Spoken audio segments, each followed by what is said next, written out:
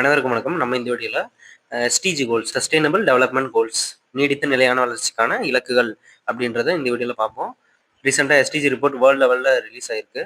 So அந்த ரிப்போர்ட்ல நம்ம India எத்தனாவது இடத்துல இருக்கு, இதுக்கு முன்னாடி எத்தனாவது இடத்துல இருந்துச்சு, ஸோ இந்தியாவில் தமிழ்நாடு வந்து எத்தனாவது இடத்துல இருக்கு அப்படின்றதெல்லாம் நம்ம வரிசையாக பார்ப்போம். எஸ்டிஜி கோல்ஸ் மொத்தம் 17 கோல்ஸ் இருக்கும். அதோட ஷார்ட்கட்ஸும் நம்ம இதில் பார்ப்போம். அதுக்கு முன்னாடி என்னன்னா குரூப் 2 நோட்டிஃபிகேஷன் வந்திருக்கு. ஸோ எல்லாரும் எதிர்பார்த்தது தான். ஓரளவுக்கு ரீசனபிளான வேகன்சி தான் வந்திருக்கு. வேகன்சி வந்து 821 குரூப் 2 2 இயர் ரெண்டும் சேர்த்து 821 வேகன்சி விட்டுருக்காங்க. போன வருஷம் நோட்டிஃபிகேஷன் விட்டப்போ 600 சம்திங் தான் இருந்துச்சு. ஸோ அதுக்கப்புறமா தான் கொஞ்சம் கொஞ்சமாக ஏற்றுனாங்க. இப்போ வந்து நோட்டிஃபிகேஷன் விட்டுருக்கப்போ 800க்கு மேலே இருக்குது. ஸோ 1000 கிட்ட ரீச் ஆக வாய்ப்பு இருக்குது. ஸோ வந்து டிஸ்ட்ராக்ட் ஆகாமல் ஃபோக்கஸ் பண்ணி கன்சிஸ்டன்சியாக படிங்க. கண்டிப்பாக உங்களுக்கான போஸ்டிங் கண்டிப்பாக கிடைக்கும். நான் நிறைய படிக்கிறேன். பட் ஆனால் என்னால் வந்து கிட்ட போயிட்டு ஒரு 4 கொஸ்டின் 3 கொஸ்டினில் போயிடுது, ஒரு கொஸ்டின் 2 கொஸ்டினில் போயிடுது அப்படின்னா, நீங்கள் வந்து அந்த சப்ஜெக்டில் நீங்கள் வீக்காக இருக்கீங்க அப்படின்றத ஃபர்ஸ்ட் அனலைஸ் பண்ணுங்கள். அதில் நீங்கள் ஸ்ட்ராங் பண்ணுங்கள். அதுக்கப்புறம் கரண்ட் அஃபேர் அப்படின்றது ரொம்ப ஒரு முக்கியமான விஷயம். ஏன்னா கரண்ட் அஃபேர்ன்றது எல்லா டாபிக்ஸுமே கவர் ஆகும். அதில் நீங்கள் அது வந்து சாதாரணமாக கடந்து போயிட முடியாது. எனக்கு பேக் போன் எதுனா கரண்ட் அஃபேர்ஸ் தான். அதை நான் எப்பவுமே சொல்லுவேன். ஸோ கரண்ட் அஃபேர்ஸ்க்கு வந்து நீங்கள் எவ்வளோக்கு முக்கியத்துவம் கொடுக்குறீங்களோ அவ்வளோக்கு அவ்வளோ அது உங்களை தூக்கி விடும். கரண்ட் அஃபேர் எல்லா சப்ஜெக்டோட இன்டர்லிங்க் ஆகிருக்கிறதுனால உங்களோட அந்த ஜிஎஸ் நாலேஜ்ன்றது இன்க்ரீஸ் ஆகும். சுப்ரீம் கோர்ட்டில் வந்து 34 ஜட்ஜஸ் தான் அப்படின்னு சொல்லிட்டு புக்கில் படிச்சிருக்கோம் டோட்டலாக.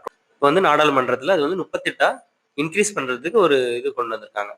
ஸோ அந்த அளவுக்கு நம்ம கரண்ட் அஃபேர் நாலேஜ் இல்லாமல் புக்கை மட்டும் படிச்சுட்டே இருந்தாக்க நம்மளால திடீர்னு வந்து உங்களுக்கு கொஸ்டினை கேட்டாங்கன்னா 34ன்றது ஆன்சராக கொடுக்க மாட்டாங்க, 38 தான் ஆன்சராக வரும். ஸோ அந்த நாலேஜ் இருக்கணும். அதுக்கு வந்து கரண்ட் அஃபேர் ரொம்ப முக்கியம். நீங்கள் எக்ஸாம் டேட், அதாவது எக்ஸாம் டேட்டுக்கு ஒரு வருஷத்துக்கு முன்னாடி கரண்ட் அஃபேர்.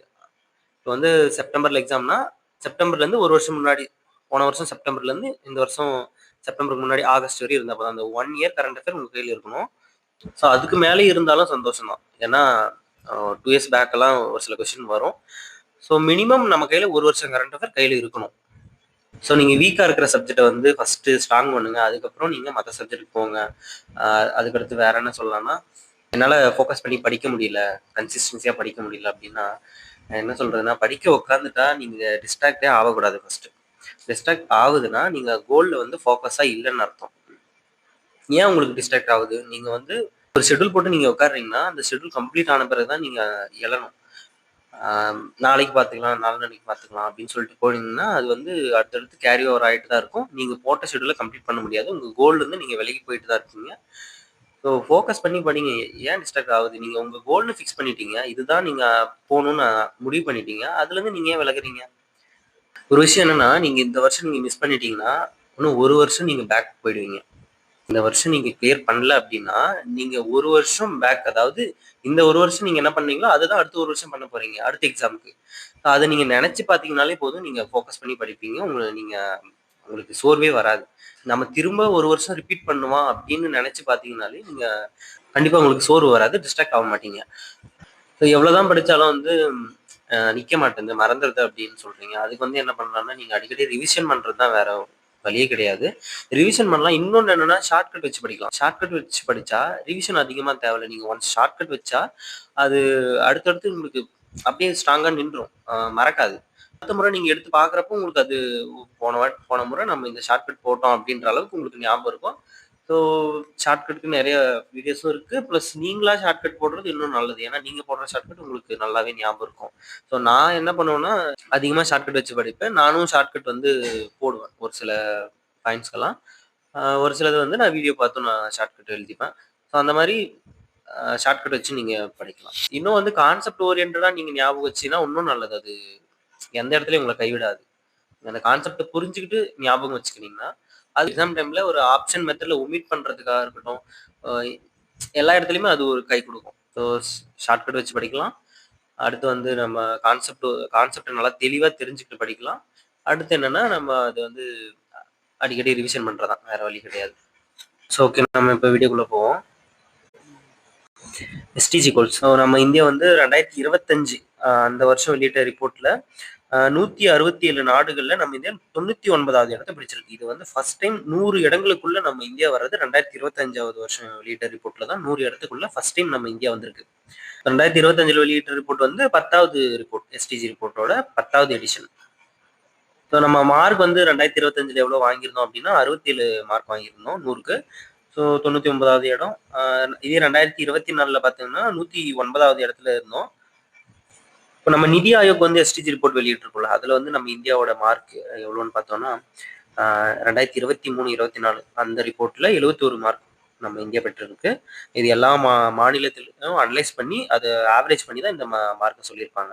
அடுத்து வந்து இதில் ஃபர்ஸ்ட் பிளேஸில் எந்த மாநிலம் இருக்குன்னா கேரளா மாநிலம். ஸோ 32 மாநிலம் யூனியன் பிரதேசங்கள் வந்து முன்னணி பிரிவில் இருக்கு அப்படின்றதையும் 2023-24 ரிப்போர்ட்ல சொல்லியிருக்காங்க நம்ம நிதி ஆயோக். எஸ்டிஜி கோல்ஸ் அப்படின்றது கோல், அது இலக்கு இல்லையா? அதோட இலக்கு எந்த வருஷம் அப்படின்னா 2030வது வருஷம் தான் அதோட இலக்கு. இது 2015ல ஸ்டார்ட் பண்ணாங்க. 15 வருஷத்துல இந்த 17 கோல்ஸ் நம்ம அடையணும். 17 கோல்ஸ் மட்டும் இல்லாம 169 குறிகாட்டிகள். அந்த கோல்ஸ் அடையறதுக்கு எத்தனை குறிகாட்டிகள் இருக்குன்னா 169 குறிகாட்டிகள். அந்த கோல்ஸ் அடைய நம்ம 169 குறிகாட்டிகளை யூஸ் பண்ணி நம்ம அந்த கோல்ஸை ரீச் பண்ணோம் அப்படின்றது தான் டார்கெட்டா நம்ம 2030 டார்கெட்டா வச்சு நம்ம பயணிச்சுட்டு இருக்கோம். ஐக்கிய நாடுகள் சபையோட எஸ்டிஜி குறியீடு 2026 இந்த வருஷம் வெளியிட்ட ரிப்போர்ட்ல நம்ம இந்தியா வந்து 94வது இடத்தை பிடிச்சிருக்கு. முன்ன என்னன்னு பார்த்தோம், 2025ல 99வது இடத்தை பிடிச்சிருக்கு. ஃபர்ஸ்ட் டைம் 100 இடங்களுக்குள்ள வந்திருக்கு அப்படின்றத பார்த்தோம். இப்போ என்னன்னா இந்த வருஷம் வெளியிட்ட ரிப்போர்ட்ல 94வது இடத்தை பிடிச்சிருக்கு. ஸோ முன்னேற்றம், நல்ல முன்னேற்றமே அடைஞ்சிருக்கு. ஒரு வருஷத்துல 5 இடம் முன்னாடி வந்திருக்கு. ஸோ 100க்கு எவ்வளோ மார்க் வாங்கியிருக்கோம் அப்படின்னா 68.3 மார்க் வாங்கியிருக்கோம். ஸோ இந்த பேராவில் என்ன பாயிண்ட் வந்து எக்ஸ்ட்ராவா இருக்குன்னா 2015ல நம்ம 112வது இடத்துல இருந்தோம். இப்போ வந்து 18 இடங்கள் நம்ம முன்னேறி இருக்கோம் அப்படின்றது வந்து சொல்லியிருக்காங்க இந்த இதில். இப்போ 2015ல ஆரம்பிக்கிறப்போ 2015ல தான் எஸ்டிஜி கோல் ஸ்டார்ட் பண்ணாங்க. அப்போ நம்ம 112வது இடத்துல இருந்தோம். இப்போ நம்ம எத்தனாவது இடத்துல இருக்கோம்? 94வது இடத்துல இருக்கோம். ஸோ வேர்ல்டு லெவல்ல எந்த கண்ட்ரி ஃபர்ஸ்ட் பிளேஸ்ல இருக்கு? எஸ்டிஜி கோல்ஸ்ல ஃபர்ஸ்ட் பிளேஸ்ல எந்த கண்ட்ரி இருக்கு அப்படின்னா பின்லாந்து. அதை தொடர்ந்து ஸ்வீடன், டென்மார்க் அதெல்லாம் வந்து அடுத்தடுத்த இடங்கள்ல பிடிச்சிருக்கு. இந்தியாவோட பலங்கள் அப்படின்னு என்னன்னு பார்த்தோம்னா மின்சார பயன்பாட்டை வந்து விரிவுபடுத்தியிருக்கோம். டிஜிட்டலைஸ் அப்படின்றது நம்ம மேம்படுத்தியிருக்கோம். டிஜிட்டல் மயமாக்கிறத நம்ம மேம்படுத்தியிருக்கோம். சமூக பொருளாதார முன்னேற்றத்தையும் நம்ம ஓரளவுக்கு அடைஞ்சிருக்கோம் அப்படின்றதுனால தான் நம்ம இவ்வளோ ரீச் நம்மளுக்கு இருக்கு அப்படின்றத சொல்றாங்க. சவால்களா என்னென்ன இருக்கு நம்ம எஸ்டிஜி கோல்ஸை இம்ப்ளிமெண்ட் பண்றதுல என்னென்ன சவால்கள் இருக்கு அப்படின்னு பார்த்தோம்னா, ஸோ பசியின்மை எஸ்டிஜி கோலோட 2வது கோல். அது வந்து குழந்தைகளோட ஊட்டச்சத்து குறைபாடு, பசி, அப்புறம் இதெல்லாம் வந்து ரொம்ப சவாலான விஷயமா இருக்கு இந்தியாவில். அதுக்கப்புறம் உடல் நலம் எஸ்டிஜி கோலோட 3rd கோல். அது வந்து பரந்த அளவிலான சுகாதார அளவு, ஹெல்த் அண்ட் சானிடேஷன். இது வந்து நம்ம இம்ப்ளிமெண்ட் பண்றதுலயும் கொஞ்சம் நம்ம பின்தங்கி இருக்கோம் அப்படின்றதையும் சொல்லியிருக்காங்க. ஸோ காலநிலை நடவடிக்கையில வந்து நம்ம என்ன சவால்கள் இருக்குன்னா, அதுல வந்து சுற்றுச்சூழல் நிலைத்தன்மையில வந்து நம்ம சவால்கள் இருக்கு. வலுவான நிறுவனங்கள் இல்ல. சுற்றுச்சூழலை வந்து மேம்படுத்துறதுக்கு வலுவான நிறுவனங்கள் நம்மகிட்ட இல்ல அப்படின்றதெல்லாம் சவால்களா இருக்கு நம்ம இந்தியாவுல. ஸோ இந்த மேப்ல வந்து என்னன்னா 2018ல இருந்து 2023, 24 வரை நம்ம இந்தியாவில் வந்து நிதி ஆயோக் எஸ்டிஜி ரிப்போர்ட் சம்பந்தமா நிதி ஆயோக் வெளியிட்ட ரிப்போர்ட்ல நம்ம மதிப்பெண்கள் எவ்வளவு இருந்திருக்கு, அது எவ்வளவு உயர்ந்திருக்கு அப்படின்றத இந்த ஒரு இதுல சொல்லியிருக்காங்க. 2018ல 57 இருந்துச்சு, 19-20ல 60 இருந்துச்சு, 20-21ல 66ஆவும், 23-24 ரிப்போர்ட்ல 71 மதிப்பெண்ணாவும் நம்ம படிப்படியா உயர்ந்துட்டு தான் இருக்கோம் அப்படின்றத இந்த ஒரு மேப் காட்டுது. ரைட் சைடு இருக்கிற மேப் என்னன்னா அந்த ரெட்ல இருந்து கிரீன் வருது பாருங்க, அது வந்து எஸ்டிஜிக்குள்ள இம்ப்ளிமெண்ட் பண்றதுல அவங்க முன்னேறிட்டு வராங்க அப்படின்றத காட்டுது. ஃபர்ஸ்ட் வந்து உத்தரப்பிரதேசம்லாம் பார்த்தீங்கன்னா ரொம்ப ரெட்டா இருந்திருக்கும். அதெல்லாம் இப்போ வந்து ஓரளவுக்கு இப்போ இந்த 2023-24 எஸ்டிஜி ரிப்போர்ட்ல கிரீனா மாறி இருக்கு. அப்படின்னா அவங்க எஸ்டிஜி கோல் இம்ப்ளிமெண்ட் பண்றதுல முன்னேறிட்டு வராங்க அப்படின்றத காட்டுது. இப்போ ஓரளவுக்கு இந்தியாவில் ஓவராலா மேக்ஸிமம் ஆஃப் தி ஸ்டேட்ஸ்ல வந்து எஸ்டிஜி கோல் நல்லா இம்ப்ளிமெண்ட் பண்றாங்கன்றதை தான் இந்த மேப் காட்டுது. ஓகே, நம்ம இதுவரை வந்து 2026 வரை நம்ம எஸ்டிஜி கோல்ஸ்ல எப்படி இருக்கோம் அப்படின்றத ஷார்ட்டா நம்ம பார்த்தோம். இப்போ 2026வது எஸ்டிஜி ரிப்போர்ட்டை நம்ம ஃபுல்லா அனலைஸ் பண்ண போறோம் நம்ம இந்தியா அளவில்.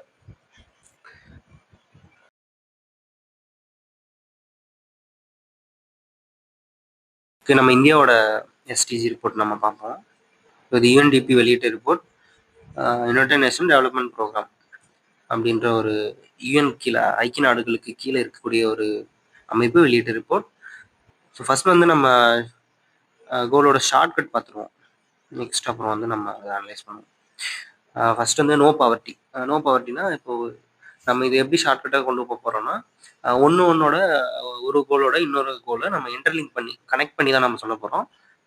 அந்த சீக்வன்ஸ் ஞாபகம் வச்சுக்கணும். அதுக்கப்புறம் நம்ம ஒரு சில ஃபேக்ட்ஸையும் இதோட ஷார்ட்கட்டை நம்ம சொல்ல போகிறோம். ஸோ அது வந்து இன்னும் நல்லது. ஏன்னா நம்ம ஒரே டைமில் 2 விஷயம் ஞாபகம் வச்சுக்கிற மாதிரி இருக்கும். ஸோ ஃபர்ஸ்ட் வந்து நோ பாவர்ட்டி. நோ பாவர்ட்டி அப்படின்னா வறுமை ஒழிப்பு அப்படின்ற விஷயத்தில் வந்து நம்ம தமிழ்நாடு ஃபர்ஸ்ட் பிளேஸில் இருக்குது.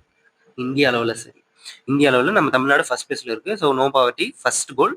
ஸோ தமிழ்நாடு ஃபர்ஸ்ட் பிளேஸில் இருக்குது. இதில் வந்து நம்ம 2 விஷயம் ஞாபகம் வச்சுக்கிறோம். ஃபர்ஸ்ட் பிளேஸில் எந்த மாநிலம் இருக்குது? நம்ம தமிழ்நாடு இருக்குது. ஃபர்ஸ்ட் கோல் என்ன? No poverty.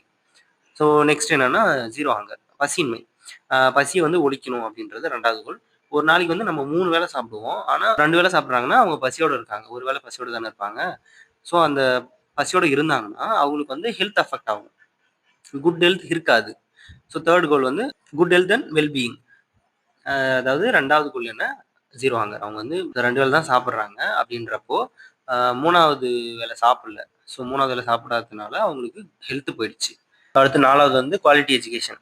எஜுகேஷன் வந்து இப்போ கற்றோருக்கு சென்ற இடமெல்லாம் சிறப்பு அப்படின்னு சொல்லுவாங்க. ஸோ 4 திசை, எந்த திசைக்கு போனாலும் கற்றவங்களுக்கு சிறப்பு தான் அப்படின்றத 4 திசை அப்படின்னு ஞாபகம் வச்சுக்கலாம். கல்வி 4 திசை. ஸோ 5வது வந்து ஜெண்டர் ஈக்குவாலிட்டி. ஸோ ஜெண்டர் ஈக்குவாலிட்டினா ஆண் பெண் சமம் அப்படின்னு தானே. இப்போ ஆண்கா இருக்கட்டும் பெண்கா இருக்கட்டும் கையில் வந்து ஒரு கையில் 5 விரல் தான் இருக்கும். ஸோ 5. 6வது வந்து clean water and sanitation. Clean வாட்டர்னா ஆறு. ஸோ பேர்லேயே ஆறு இருக்கு. ஆறுனா ரிவர். ரிவர்ல வந்து வாட்டர் போகும். ஸோ அடுத்து 7 வந்து அஃபோர்டபுள் அண்ட் கிளீன் எனர்ஜி. ஒரு வாரத்துக்கு வந்து 7 நாள் நம்ம 7 நாளும் ஆக்டிவாக தான் இருப்போம். ஸோ 7 நாளும் நமக்கு வந்து ஆற்றல் தேவை. ஆற்றல் இருந்தால் தான் நம்ம ஆக்டிவாக இருக்க முடியும். ஸோ 7 நாளும் நமக்கு வந்து கிளீன் எனர்ஜி வேணும். ஸோ அதுதான் 7. அடுத்து வந்து 8. ஸோ நம்ம எனர்ஜியோட இருந்தால் தான் நம்மளால ஒர்க் செய்ய முடியும். டீசென்ட் ஒர்க் நம்ம ஒழுங்காக செய்ய முடியும். எனர்ஜி இல்லைன்னா நம்மளால ஒர்க் பண்ண முடியாது. ஸோ அது மட்டும் இல்லாமல் 8க்குள்ள வாழ்க்கை இருக்குது அப்படின்னு சொல்லுவாங்க. அந்த 8க்குள்ள ஒர்க்கும் இருக்குது அப்படின்றது தான் இதோட ஷார்ட்கட். அடுத்தது வந்து industry and innovation and infrastructure. இப்போ வந்து நம்ம ஒர்க் பண்ணுற இடம் எப்படி இருக்கணும்? 8வது கோல் டீசென்ட் ஒர்க்கு. அந்த ஒர்க் பண்ணுற இடம் எப்படி இருக்கணும்னா இண்டஸ்ட்ரியாக இருக்கணும், இன்னோவேஷன் நிறைஞ்சதாக இருக்கணும். அதோட இன்ஃப்ராஸ்ட்ரக்சர் உள்கட்டமைப்புன்றது நல்லா இருக்கணும். நார்மலாக நம்ம ஒர்க் பண்ணுற இடம் எப்படி இருக்கணும்னு நினைப்போம், நல்லா இருக்கணும், இன்ஃப்ராஸ்ட்ரக்சர்லாம் நல்லா இருக்கணும் அப்படின்னு நினைப்போம். ஸோ அதனால ஒர்க் பண்ணுற இடம் நல்லா இன்ஃப்ராஸ்ட்ரக்சரோட இண்டஸ்ட்ரியாக இன்னோவேஷனாக இருக்கணும் அப்படின்றது தான் அடுத்த ஷார்ட்கட். அடுத்து வந்து ரெடியூஸ் இன்இக்வாலிட்டிஸ். ஸோ 5ஓட மல்டிபிள் தான் 10. ஸோ 5 வந்து ஜெண்டர் ஈக்குவாலிட்டி. இப்போ 10 வந்து ரெடியூஸ்டு இன்இக்வாலிட்டிஸ். ஸோ அதோட மடங்கு அப்படின்றதுனால அது ஈக்குவாலிட்டி இன்இக்வாலிட்டி அப்படின்றத வச்சு ஞாபகம் வச்சுக்கலாம். அடுத்து வந்து சஸ்டைனபிள் சிட்டிஸ் அண்ட் கம்யூனிட்டிஸ். இப்போ அந்த 11 அப்படின்றத நம்பரை பார்த்தீங்கன்னாலே அது வந்து ஒரு பில்டிங் மாதிரி தான் இருக்கும். ஸோ நிலையான நகரங்கள் அப்படின்றத அதில் ஞாபகம் வச்சுக்கலாம். 11 பில்டிங் கனெக்ட் பண்ணிங்கன்னா ஒரு பில்டிங் வந்துடும். ஸோ அடுத்து 12 ரெஸ்பான்சிபிள் கன்சப்ஷன் அண்ட் ப்ரொடக்ஷன். இது வந்து ரெஸ்பான்சிபிள் கன்சப்ஷன்னா நுகர்வு மற்றும் உற்பத்தி. ஸோ நுகர்வுன்றது நம்ம 12 மாதம் ஞாபகம் வச்சுக்கணும். 12ன்றது 12 மாதம், வருஷம் ஃபுல்லாக நம்ம நுகர்றோம், வருஷம் ஃபுல்லாக நம்ம ப்ரொடக்ஷன் பண்ணுறோம். அப்போ தான் நம்ம தேவைகள்ன்றது பூர்த்தி செய்யப்படும். இல்லைன்னா நம்ம ஒரு மாதம் ப்ரொடக்ஷன் வந்து நிறுத்திட்டாலும் அங்கே தேவைகள் வந்து டிமாண்ட் இன்க்ரீஸ் ஆகிடும். அதோட தேவை இன்க்ரீஸ் ஆகிறதுனால பொருளோட விலை இன்க்ரீஸ் ஆகும், நிறைய பிரச்சனைகள் வரும். ஸோ அப்படி ஞாபகம் வச்சுக்கலாம். வருஷம் ஃபுல்லாக நம்ம ப்ரொடக்ஷன் பண்ணுறோம் அப்படின்றது. அடுத்தது வந்து கிளைமேட் ஆக்ஷன். வருஷம் ஃபுல்லாக ப்ரொடக்ஷன் பண்ணுறாங்க அப்படின்னு சொன்னோம் இல்லையா. ஸோ அந்த வருஷம் ஃபுல்லாக ப்ரொடக்ஷன் பண்ணுறாங்கன்னா அங்கே வந்து ஒரு இண்டஸ்ட்ரின்னு வச்சுக்குவோம். அந்த இண்டஸ்ட்ரியால் ஃபர்ஸ்ட் அஃபெக்ட் ஆகிறது வந்து கிளைமேட் தான், சுற்றுச்சூழல் தான். சுற்றுச்சூழல் அஃபெக்ட் ஆகிறதுனால ஃபர்ஸ்ட் என்ன நடக்கும்னா கிளைமேட் தான் மாறும். கிளைமேட் சேஞ்ச் ஆகும், மழை பொய்க்கும், அந்த மாதிரி மழை தள்ளி போகும், அப்படி நிறைய விஷயம் நடக்கும். ஸோ அதனால வந்து கிளைமேட் ஆக்ஷன் அப்படின்றது தான் அடுத்து 13வது கிளைமேட் ஆக்ஷன். அதுக்கு அடுத்து வந்து இந்த இண்டஸ்ட்ரியால ஃபர்ஸ்ட் கிளைமேட் அஃபெக்ட் ஆச்சு. அடுத்து அங்கிருந்து வெளியேற கழிவு என்னன்னா அந்த கழிவு நீரா இருக்கும். அடுத்து வெளியேறது அந்த கழிவு நீர்னால என்ன ஆகும் அப்படின்னா அந்த பக்கம் இருக்கிற ரிவர் சம்திங் ஏதோ ஒன்று வந்து அஃபெக்ட் ஆகும். அந்த கழிவு நீர்னால அந்த நீருக்குள்ள இருக்கிற உயிரினங்கள்லாம் அஃபெக்ட் ஆகும். ஸோ அதுதான் 14வது லைஃப் பிலோ வாட்டர் அப்படின்றது. அதுக்கடுத்து அஃபெக்ட் ஆகுறது என்னவா இருக்கும்னா லேண்டு. தண்ணிக்கு கீழே என்ன இருக்கு? லேண்டு தானே இருக்கு. அந்த தண்ணியை ஃபர்ஸ்ட் அஃபெக்ட் பண்ணும், அதுக்கப்புறம் அந்த கழிவு போயிட்டு லேண்ட் அஃபெக்ட் பண்ணும் அப்படின்றது 15வது.